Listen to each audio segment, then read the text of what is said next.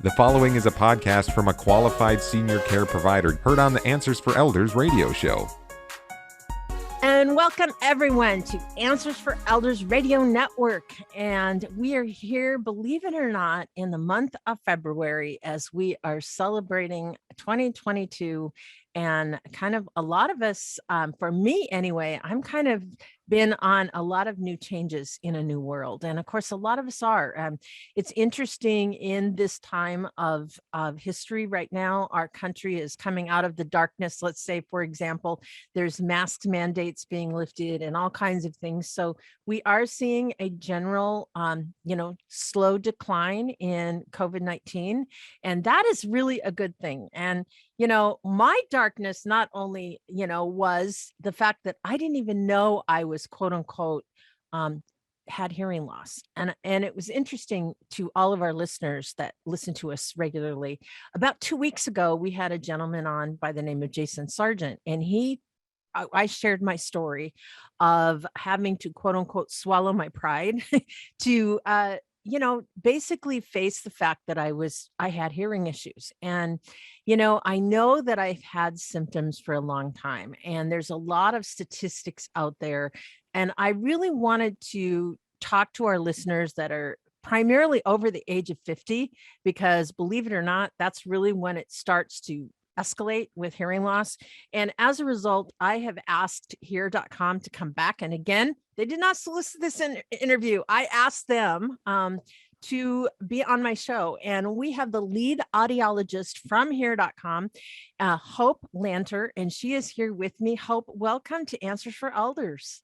Hi, it's very nice to be here. Thank you for having us. Well, we're glad you're here because, Hope, I have to say, for a very, very long time, I resisted the fact that I needed help with my hearing. And, I put my husband through so many things of, what did you say? I'm saying stuff to me. I didn't hear anything. And it was interesting because finally I had several friends say, Suzanne, you really need to get your hearing checked because it got so bad. And obviously I'm a communicator. So I knew that I needed to go get a hearing checked. And so the first of the year, just a little brief recap, Hope, is that I saw one of your commercials, Hear.com commercials, and you guys have them all over the place. And I'm sure our listeners have seen them. And I thought, this is really, I need to do something about this. I'm just going to go to their website. And I found it super easy. There was a little assessment thing that I took, do you experience these things? And sure enough, I click, yes. And it was the easiest thing in the world. Nobody pressured me. Nobody pushed me into buying anything. It was the most simple, easy process. And the great part about it was that instead of working with somebody remotely, I actually then was referred to a audiology center here in Edmonds, where it's close to where I live.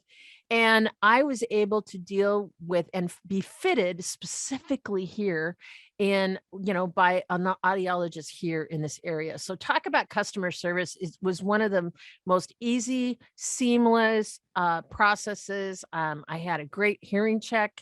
I brought my husband with me. He noticed it right away. And all of a sudden it brought a greater awareness to me. And as a result, I've been learning now, just like I'm like a sponge. I'm taking so much information in. And so Hope, I am just curious, is how does my story, I guess, pan out to what you mostly find? I think you're echoing the story of a lot of the people that we talk to and are able to help. And so, we know that many people wait a very long time. So average is about 7 years before they'll actually do anything about their hearing loss. And so, it is all of those things. I had somebody come in one time who was pretty much telling me every single thing that we would expect to hear from somebody who has hearing loss. And she says, but I don't have a problem with my hearing. And so I pulled out this list and I said, okay, let's go through this. And she says, I can say yes to all of those things. And oftentimes I think we sometimes can put it off onto, well, maybe it's not quite that bad. Right. But the signs that we're looking at now are things like, are you asking people to repeat a lot? Are you having a lot of trouble if there's more than one person that's talking to you? Kind of accusing everybody that you're talking to of mumbling. It's not me not being able to hear, it's them not speaking very clearly, kind of accusation feeling of it there. Or it's like my husband would say, you never listen to me. It's like, exactly. I mean, and I think that, and that's where it starts to get into, okay, well, if it starts to become work to hear, or, that you start feeling like, I'm just missing so much, you may stop going places. Maybe you're avoiding restaurants, you're avoiding, going to the party, or, those kind of things. And so, it really just kind of creeps in. And sometimes it's that you're turning the TV up very loudly, or, it's those kind of factors that start impacting other people. Yeah. And so then you start going, okay, well, maybe it's there, but I don't want to recognize it, or I want to just kind of ignore the elephant in the room of that. Well, and there's such a stigma around quote unquote hearing aids. I know for me, it was a vanity thing. I didn't want, the first thing I said to Jason is, I don't want one of those things that go behind my ear. I mean, and now I'm wearing something behind my ear because, for those that are looking on YouTube, I'm just going to go like this so you can see. Do you see a hearing aid, everyone? You don't see it. And that's the beauty of where we've been. And we're going to talk a little bit about this hour into the technology. But first, I really want to talk about the statistics of people over 50. Hope, can you give me kind of an overview? I think it's like 40% experience hearing loss over 50. Is that right? Yeah, so the statistics are kind of interesting. We were digging into this, in terms of looking into some research on our end within the last couple of years. And what we know is that about 47 million adults in the U.S. actually have some level of hearing loss.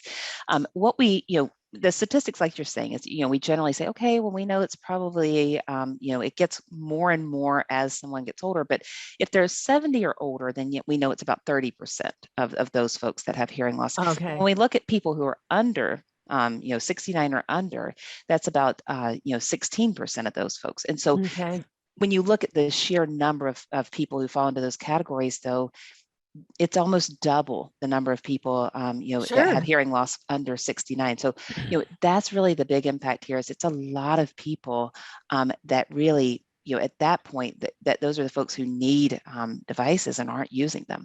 And so, it's a massive group of people that really, we're not helping as many people as we need to. Sure. No. And I'm sure with us baby boomers, we were, as we call it, sex, drugs, and rock and roll, right? A lot of us played very loud rock and roll music and in our cars and all those things, which I remember as a child, I was a performer, right? So, but I was a voice major. So I was more in the, classical side and things like that, but understanding that there's still orchestras, there's still, cymbals and timbres and all kinds of stuff. So, obviously that contributes, but I think the other side of it is that my grandmother and my mother both wore hearing aids. So it's also can be genetic, can't it? Absolutely. And that's the thing is, we know that it's all those factors combined oftentimes, for most people, it's not one thing, but it sure obviously makes a big impact if you know that you have some family history of hearing loss. And now you add in, okay, well, I can also say, yes, I've had some noise exposure in the past, or maybe I've had some health issues that may also create some, more preponderance of hearing loss. There's a lot of these things that come along, and everything, our life, where our health stands today is pretty much just a picture of what our life leading up to it has been. So, so oftentimes it does kind of creep in, and as you mentioned before, very, very slowly, and sometimes you don't necessarily notice it, but oftentimes others will notice it before you do. So it's the kind of gentle nudge of saying, hey, maybe it's time to check it out. Yeah. And for those of you that are listening, if you're experiencing, just wondering, I encourage all of our listeners to go to hear.com and take just the assessment. At that point, you just at least can know kind of a baseline of, is it worth pursuing. And I promise you, you will not be pressured. This is not a high pressure scenario. Nobody wants to fit you with hearing aids that you don't need.